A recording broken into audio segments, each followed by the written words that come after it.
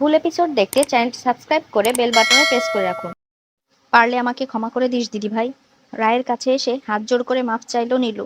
ধারাবাহিক পর্বে দেখানো হবে রায়কে যখন সার্জারির আগে তার কেবিনে শিফট করা হলো, সেই মুহূর্তে বাইরে থেকে স্রোত ও তার বৌদি আসে।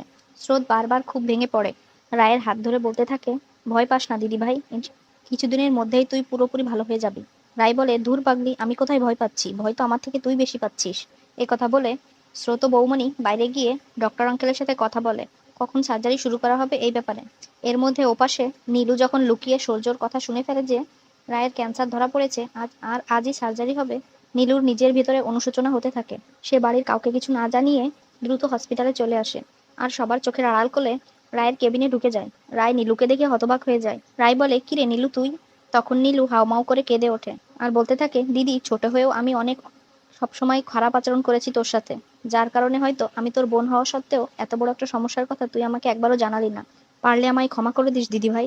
একথা শুনে রায়ের চোখ দিয়েও জল চলে আসে। পরবর্তীতে ফুল এপিসোড দেখতে চ্যানেলটি সাবস্ক্রাইব করুন।